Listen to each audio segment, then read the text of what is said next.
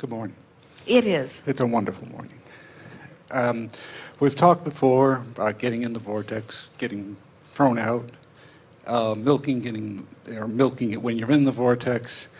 Recently, you've been talking about the constructing and deconstructing thoughts and what that does, how that affects you, and how it affects your ability to be in the vortex, stay in the vortex. And I'd like to work with that more. I've done very well and been thrilled with how I feel, how I'm doing, and I want more. I'm very selfish. And so I want to see the deconstructing thing seems a little odd to me, because usually something that I recognize, if I have a thought that I recognize is not beneficial for me, I try to change my focus and not worry about deconstructing it as I'm understanding it. So I'd like to hear more. Theoretically, that's a very good process. But the reason that we began talking about actually changing your habit of thought relative to some subjects that are lingering, like the subjects of God and sexuality would be two good ones to work on, is because people have habits of thought that stay right where you last left them. In other words, certainly it is logical and possible to get so good at focusing on other things that you change your whole vibrational frequency so you can't go back and have those thoughts again. But on some subjects, whenever you think of them, because they are so poignant in your vibration, when it comes up, triggered by a song or an event or even a fragrance or a conversation, you often go right back to where you are. And so it's accurate to say that your vibration is where you last left it. And some things that you worked really hard to work into a really resistant place require a little more focus to get them into a different place. You can't just ignore it away because it has a strong enough foothold that it's going to keep coming up. But that's only because most people offer most of their vibration in response to what they are observing. So as you're observing it and it happens, then there it is. But what you're talking about is accurate. If you are able to ignore it and you are consistently feeling good, then that's a good thing. The conversation about deconstructing thought has evolved since then in some recent seminars, and this is the way we are explaining it now. And we think this will give you the precise answers that you are looking for. When you are outside your vortex, meaning something's got your attention and you're not feeling good, the more specific you are about this unwanted thing, then the further from your vortex you are and the worse you feel.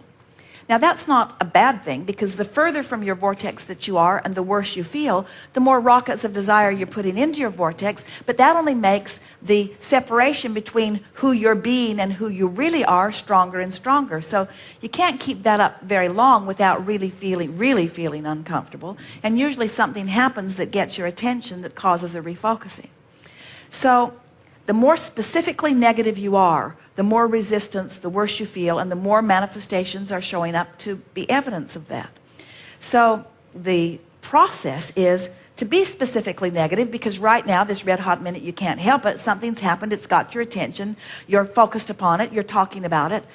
But as soon as you come into awareness that you don't feel good, and you come to the remembering that you're wanting to do something about it, if you will now make an effort to feel better, you can. But if you say, I'm just going to jump all the way over into this specifically positive from specifically negative, you're not going to make the jump. And then the answer is, well, then I'll just ignore it. Well, if you are able to just ignore it, that's a good thing. Usually you're not really able to ignore it. So we're recommending that you go general. You go negative general. Because you can't go positive. It's too big of a jump. So, for example, let's say that someone in your experience has upset you in some way. Maybe it's someone you work with or somebody who works with you, and they have performed in some way that is unpleasing to you, has been going on for a while, and it's a pattern in your life, and people are letting you down a lot, and so you're finding yourself sort of ragging about that and complaining about it, and maybe talking to somebody over lunch about it, and they're saying, yeah, that's just how it is in the workplace, and you really can't get good help, and you know what happened to me? You're not going to believe this, but this is what went on in my office yesterday.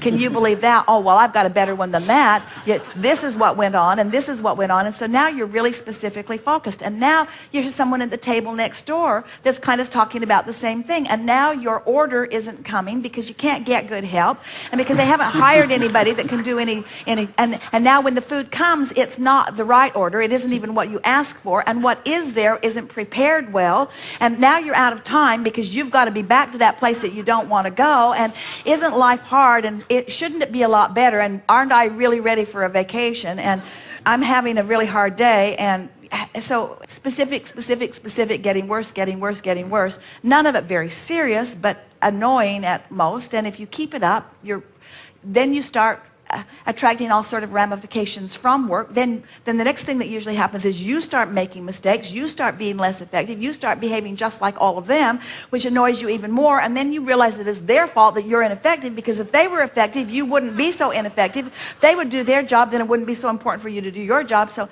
now we're getting carried away with this because we're getting it from all of you. In other words, you've all lived some of that. So then you catch yourself somewhere along in that, and you say, this isn't getting me anymore. And about the time that it's starting to really manifest right now in your red-hot experience, and you're wise enough to realize that, hey, these manifestations are coming fast on the heels of this conversation. In other words, you get what you think about whether you want it or not, you say to yourself, and I'm really not wanting a continuation of all of that, so I think I will go positive. Can't make it, it's too big of a jump, been ragging too long, all right, I'm just going to get more general about it. Well, stuff happens.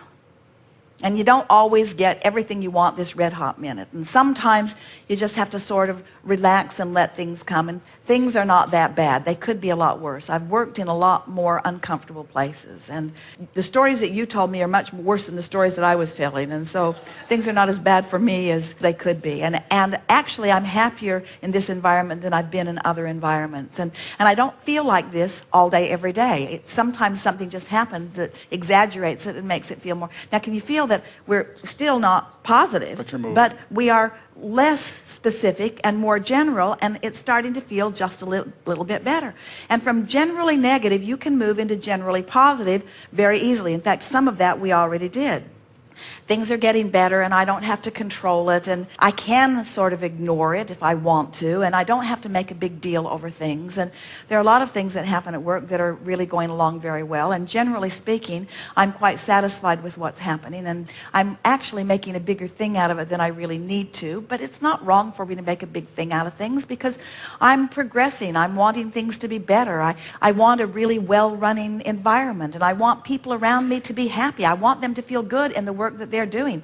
I want to feel good in the work. There's nothing that I'd rather do than appreciate people. And I'm realizing more and more that it's not their job to be appreciatable before I appreciate them. I'm getting really good at appreciating, and it's sort of fun to watch the influence that I can have over things when I get into the right mode about it. And so this thing that just happened this morning that got me all out of whack, actually I can see as a beneficial thing, because now I don't feel so out of whack, and I'm sure I put plenty in the vortex about it, and it would be fun to watch the way this unfolds. It's going to be fun to see how this plays out now that I'm feeling better. And now that I'm feeling better, I'm not even sure what I was so much complaining about, because right now I can't even find those negative details. They're just not available to me anymore. It seems to me that I was making a sort of big, hairy deal out of nothing. Didn't need to do it. I was playing a strong negative what-if game. I was parlaying something that didn't matter into something and making it a lot bigger than it needed to be, and I don't know why I do that. Don't need to do that anymore. Life's really going well for me. I'm eager to get back there and see what manifestations have matured or evolved as a result of this conscious, deliberate deactivation by means of reaching for the more general and then the more general positive. And there you are. We have experienced on many occasions someone sitting in the hot seat who has something really specific and really justifiable negative to worry about. And as we visit with them for a little while and show them the process, and especially as we get them involved in doing it, because as Esther's discovered, she can say, Abraham, will you help me move? And we can always help her move. In other words, we can bring her into where we are, but it doesn't necessarily change her habit unless she does the moving. She's discovered she has to do it. She can't just sit and have a chat with Abraham. We're always in the vortex.